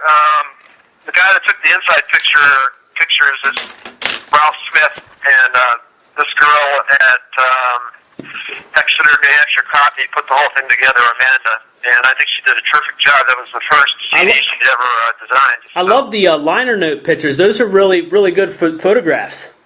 The inside. Yeah. Now you told me you recorded this in East Hollywood. Now, when I look at these liner notes, Mr. Truth, that's not Hollywood. That looks like you're up in like West Virginia, up in Still Country, making moonshine or something. Right. Well, you're right about that. They were recorded in L.A., but we didn't put the package together until I got back to New Hampshire, and that was on somebody's farm in Newfields, New Hampshire. It's real pretty, though. I like it. It's beautiful, yeah. And what kind of a guitar are you holding there? The acoustic with your signature hat, of course. What kind of is that? Yeah, that's what kind of guitar is that? That's I can't really make it out. It has like a diamond on the head plate there. Is that a Gip? I'm trying to think of the brand name of the guitar. It's an Alvarez. Okay. How'd that hold up for you? Pretty decent? I love it. Yeah, I actually, played it right after I played Martin's, and I like the way the Alvarez sounded, so I bought that instead. Nice. And I have a Yamaha Rosewood acoustic guitar that I play, and I have an American-made black and white Telly, and I have a knockoff Japanese Les Paul, and I think that's about it. And my home harmonicas, of course. Okay, and we are going to touch base on this harmonica. I have one question before we get real into this. This signature hat that you wear, is that just something that you do, or is this like you have multiple hats that look similar to it, and it's just something you love and you can't get away from? Yeah, the Gorine Brothers hats. Oh, can I say the brand name? Is that, yeah, man. This okay? is you're all right. Yeah, I just worn hats. Actually, when I met Joe back in 19, when I had all my hair, I was wearing hats. So it's been a lifelong thing. Well, I'm actually going bald too. So, like, to be honest with you, brother, what you just said there, I really didn't know if that was like if you were like me with the receding hairline, and therefore said keep going and going with it. Everyone, fuck it, I'm old, I'm dying. Ah. Yeah, I don't wear the hat all the time, but okay, can you tell me a little bit about New Hymns? Tell me about the first track I'm looking at that I'm about to air, so I want to know about it. She's Coming Back. Well, she's coming back.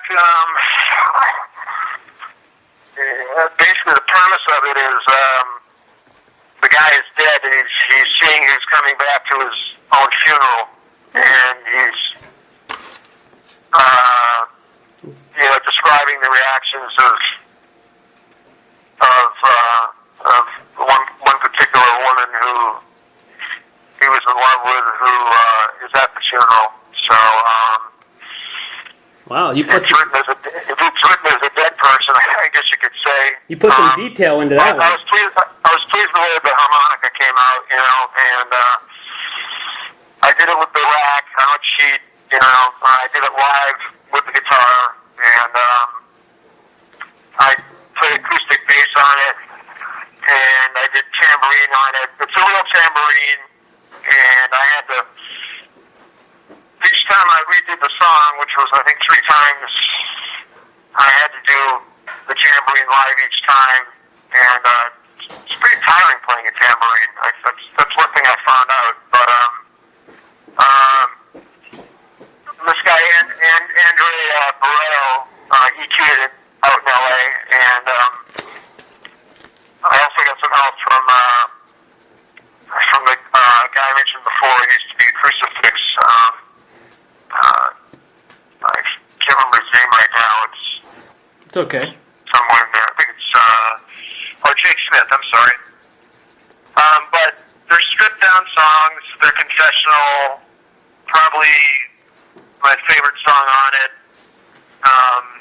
is 2 Room Hospital, because it really happened, and it kind of captures the lost years. And Seat of the Barroom, I wrote with George Jones in mind. He's been a big influence on me. I can't sing like George Jones, but nobody can, really, I love George Jones. I was lucky enough to see him play a few times.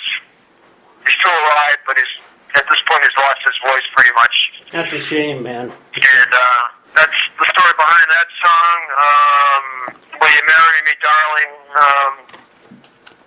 It's about a girl I was in love with, I guess you could say, out in L.A., who kind of rejected me, and That's the worst feeling in the world, isn't it, man? Yeah, you get over it. You just light a cigarette and flirt with her friend. when you're done with that one, you light another one. But I think you're lying to me. what's that? Said, I think you're lying to me. You knew it sucked, and then you flirted with her friend. Well, the problem actually was she was a Christian, and Oh, man.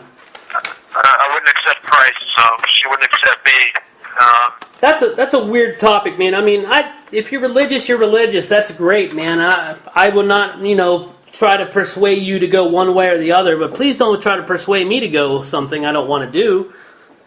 Yeah, plus she was a bit younger than me, too. But I heard she got married. I wish her happiness. That's good. And actually, Christy is about her. Her name was Christy, and All right. I think the only song we haven't mentioned on New Hymns is "Been So Cold." Been So Cold, yeah. Which I started in El Cerrito, California, and finished up in New Hampshire. And I'm doing kind of a flat kicking thing on it. I tried to record that song a bunch of different ways, but I was always trying to do it perfectly, and ultimately I said, fuck it. And for 3 in the morning, I just got up and I did a relaxed version of it, and that was the best it was one. way better than the previous attempts. Wow. So You didn't put pressure on yourself, nothing like that. You were just, exactly, and I wasn't even thinking about using it. It was more of a demo, but the demo came out better than the ones that I had intended to use. So that's great. but like I said about New Hymns, or maybe I didn't say. Hey, let's go in. More musicians on it, and the next record is going to be a little more musically embellished with other guitar players and maybe pedal steel and organ and stuff like that. That's awesome. And but for what New Hymns is, I think it works. It does, man. It's great. I mean, a lot of people are going to be listening to this expecting to hear, what you started out doing. Like I said, they're going to have to open their mind, open their heart, and listen to the fucking music. Don't judge right away if you don't hear that sound you want to hear that the Queers gave you, or the Drunken Cellos, or Monsignors. Listen to it, open your goddamn heart and ears, and pay attention to the music. Well, that pretty much sums it up because, New Hymns is what I was aiming to do when I was 15 and 16, and just playing guitar by myself.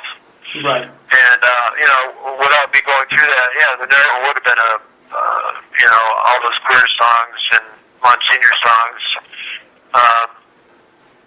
But obviously, I did it in 202, 203, 204. Some more mature me, and there's always room for improvement. So I'm hoping that my next project will be a little better. Okay, let's listen to New Hymns in its entirety right now. We're gonna come back and say our goodbyes with Tulu. Stay on this channel. Turn it up. This is Podunk Radio. Slieone Show. You're about We're to gonna hear listen New to Hymns New by Hymns John Truth. Truth, better known as Tulu, the gentleman from the original Queers out of New Hampshire. These first two off this album are going to be called She's Coming Back. Then after that, we're going to hear Christy. Then I'll come back and talk to you. This is the Slieone Show. Let's turn up New Hymns. John Truth. Keep in mind, he's a folk punker, acoustic style. This is Bare Knuckle Solo Project. Turn it up on the Slieone Show. She's coming back. She's coming back. She's coming back to be with me. She's coming back to see me. Yeah, she's coming back. She's coming back to see me on a cloudy afternoon. The weatherman said the wind will shift and it should be raining soon. And she's coming back. She's coming back. coming back to be with me one last time. I always knew she'd come back, and now she's coming back. Tears will be flowing softly down her beautiful face. Oh, how I wish I could comfort her, but I'm in this far-off place, and she's coming back. She's coming back. She's coming back to see me. She's coming back to be with me. She's coming back.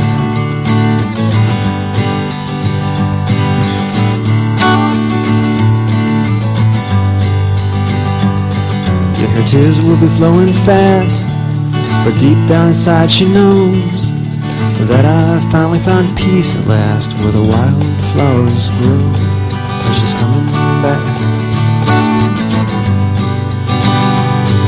She's coming back.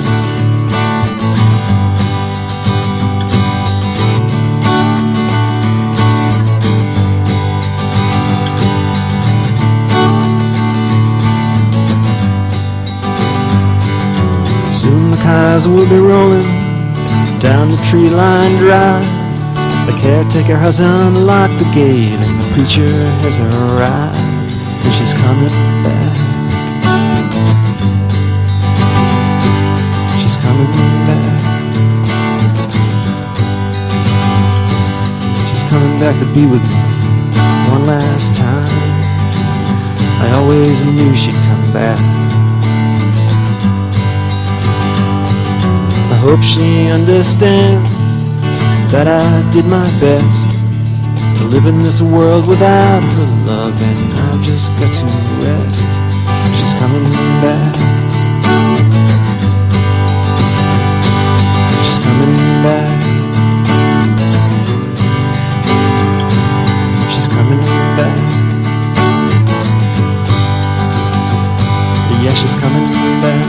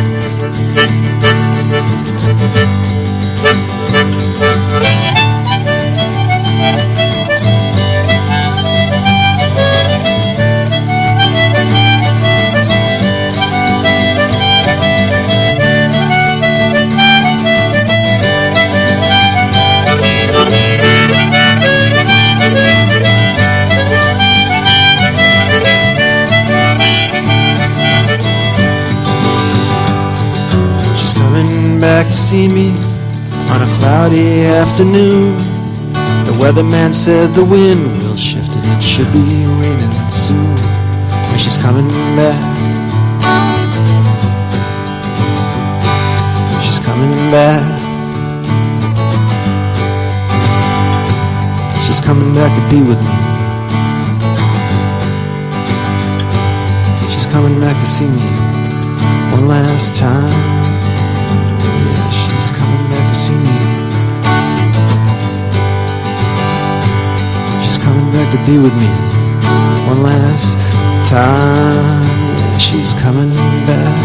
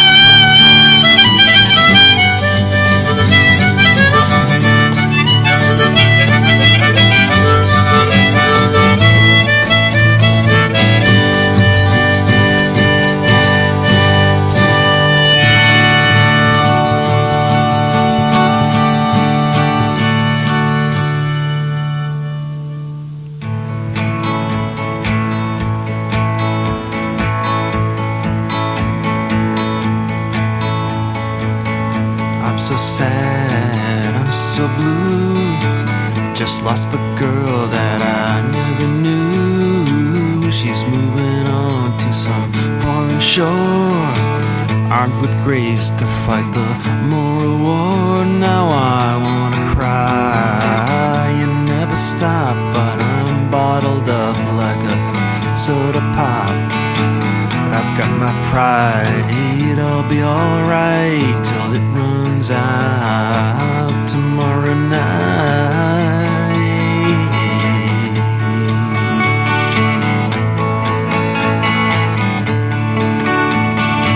Such a human girl in an inhuman place. The light in her eyes draws me to her face. Dead flies, hot winds, alien city I'm imprisoned in. Meanness raging like a rolling fire, consuming all love and noble desire.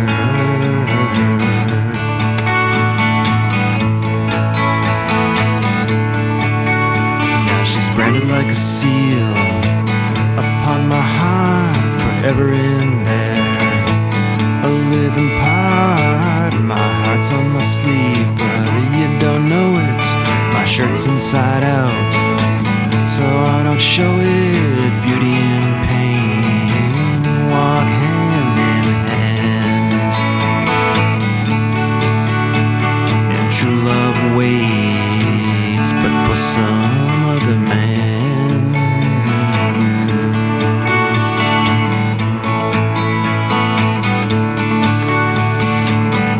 Thumbs up, take good care. True that indeed, my angel fair. Christy, Christy, say you miss me, even though you don't, even though you won't. My friend told me that you're too good for me. Well, I beg to differ, but I do agree, and I was born too soon to ever cross your path. More than a heartbeat and a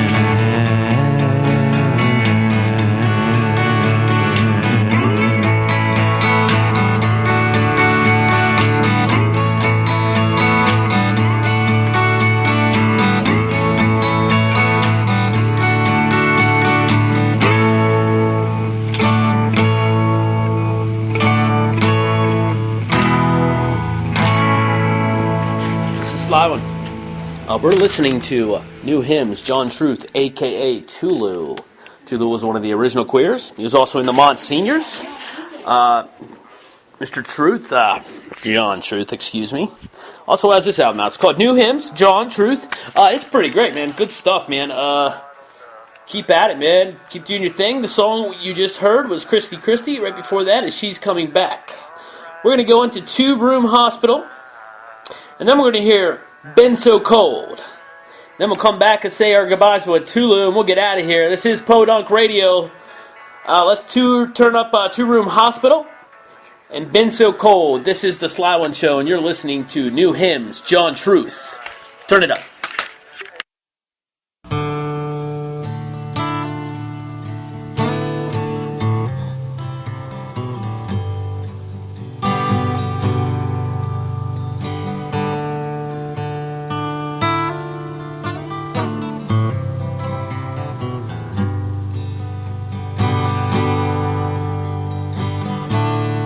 I wake up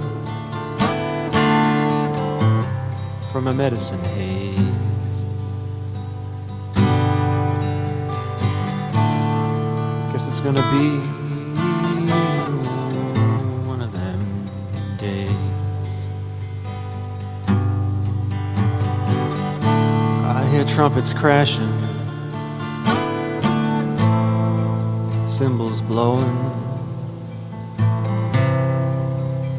So hot outside, it's already snowing. The door now has defective locks.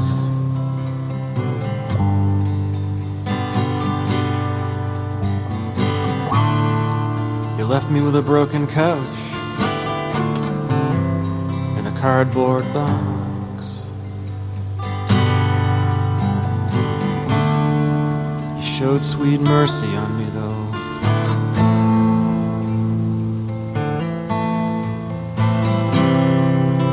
I didn't deserve anything at all, this I know. I'm sorry that I took your purse.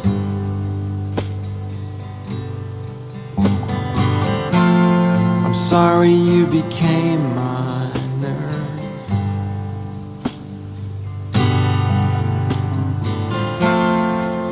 I'm sorry that I only got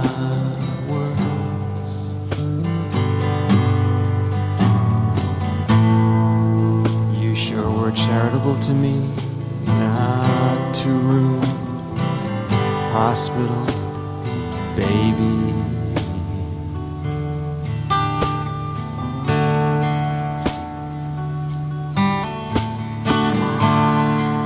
I wrote down who I was on a matchbook somewhere.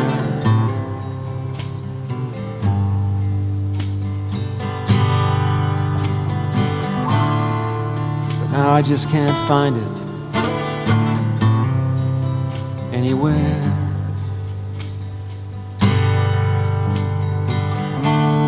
I'm trying to lick up from the carpet what I just spilled. You know, these days I'm just feeling more and more fulfilled. I'm stacking pennies on the floor. I'm making toast.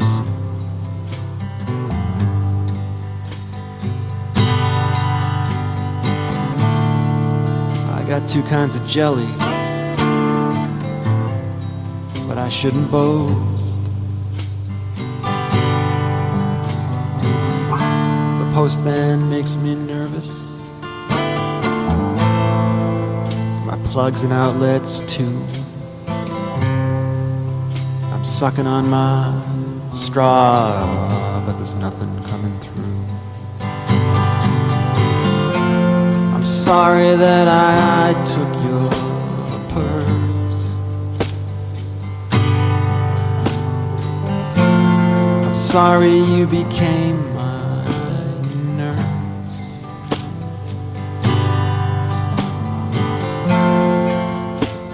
I'm sorry that I only got words. You sure were charitable to me. To hospital, baby.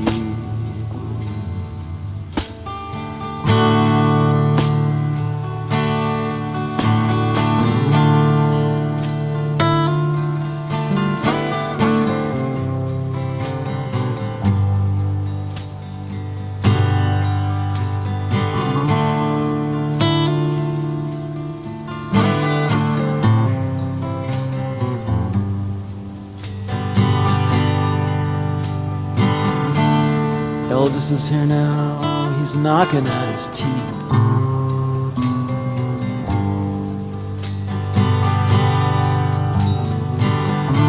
He's sweating like a whore in church. He's starting to preach. This building's been condemned. There's a notice on the door. Been there a while, I just never did want to stop and read it before. Luke the Drifter's in the roadhouse singing his last song.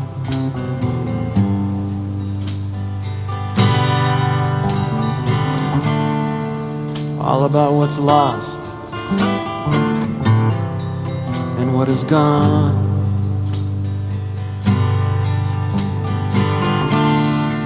Pedal steel guitar fades, just fades away, like the light into this dying day. I'm sorry that I took your purse. I'm sorry you became my nurse.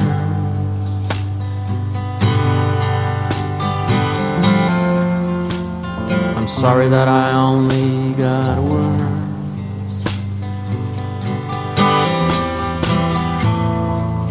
You sure were charitable to me in a two-room hospital, baby.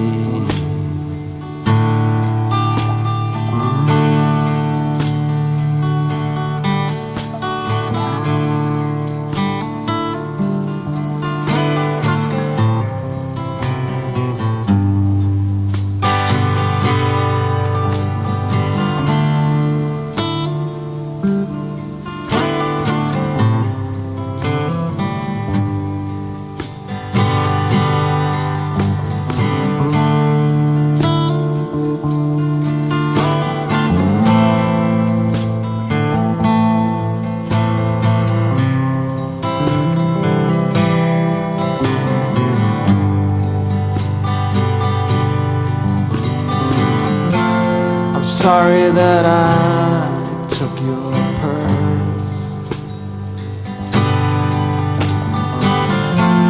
I'm sorry you became my nurse.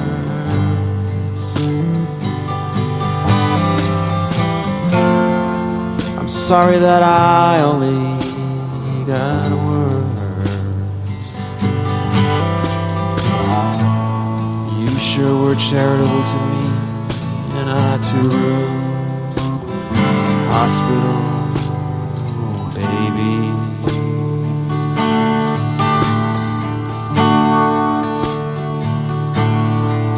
Yeah, you sure were charitable to me in a two-room hospital.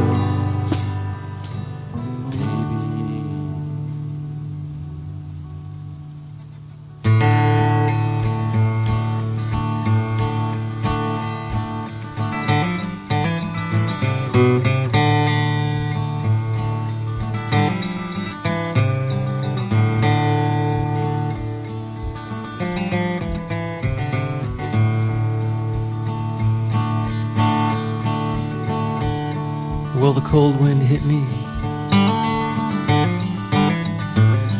and I blew it back to you. I'm sorry that I did it. I've been so cold to you. I've been laying in bed, shivering in my dreams. My blanket's too thin, and it's busted at the seams. I've been so cold in so many ways. Cold, lonesome minutes, cold, lonesome days.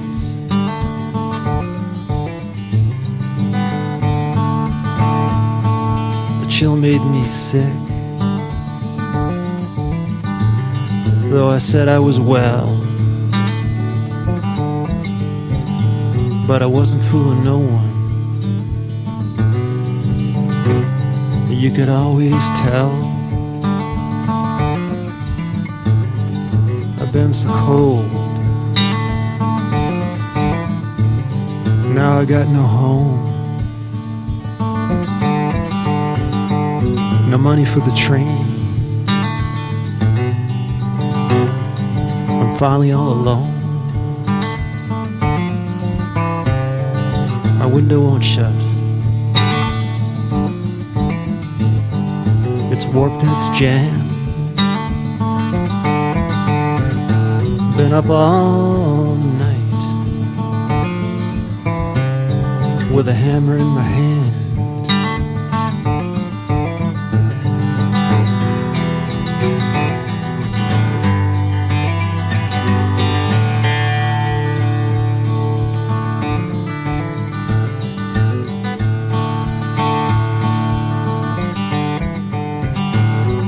been so cold. Now I gotta get warm.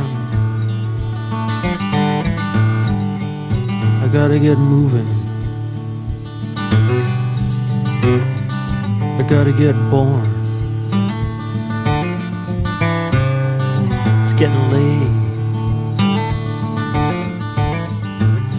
and it's getting old. I'm sorry again. I've been so cold.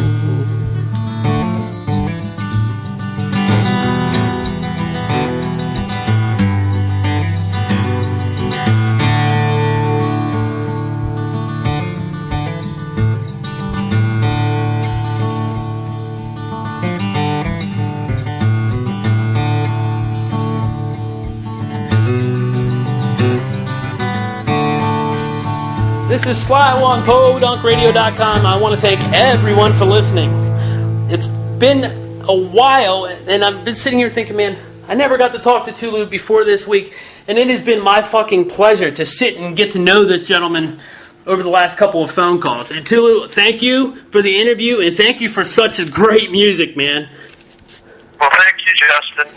It's been a pleasure. It's been painless and fun, and you know, I want to say hi to all your fans. Thanks for listening, and you know, I'm not done yet, and hopefully with a little help from my tech-savvy friends, my music will be a little more accessible, and Absolutely. so yeah, be ready for it. It's coming. All right, once again, we have talked to Tulu, John Truth. Check out the Queers, the Drunken Cellos, the Monsignors, New Hymns, John Truth. If you want to know more about this young, found, beautiful, virgin Christian motherfucker, I'm talking like he just popped out of the vagina, man. This is John Truth Tulu. Contact me. I will give you an MP3. I'll give you a couple feelers to see if you like it. I'll share the wealth. I got it all. If you want to hear John Truth, contact me. Once again, Mr. Truth, thank you. Thank you, buddy. All right, this Appreciate it. is the Slieone Show. We're going to listen to one more off of New Hymns. Turn it up. This is Tulu from the original Queers, and you're listening to the Slieone Show.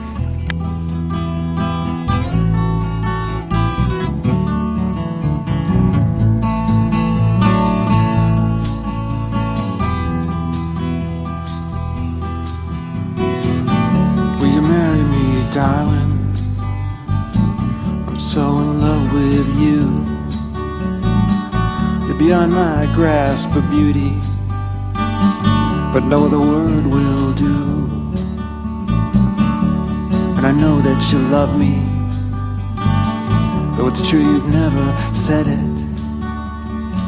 Give to me a worthy alternative, and I'll surely try and wed it.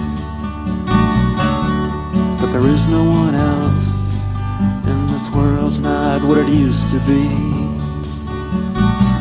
I'm no longer young and foolish. Darling, marry me. The immigrants laid pipes 'neath the ground, you walk above. You elevate my grasp of the foundation of true love.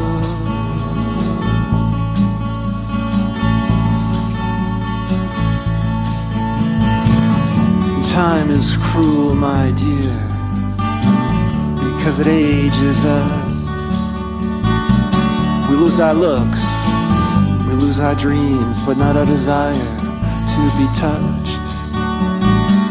Don't know what I've got left to give my love, but what's left I'll give willingly. I'll kiss your forehead as you sleep. Darling, marry me. A harmonica echoes in the rain, in the church and in the sanctuary. And if I'm not mistaken, darling, it's crying. Will you marry me?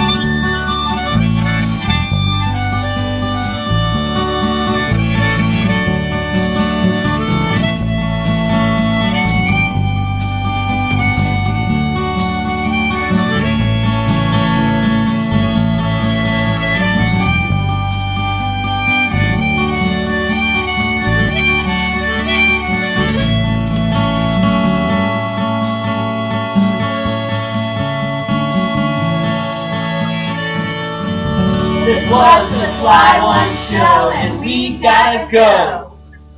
You gotta go, you gotta go.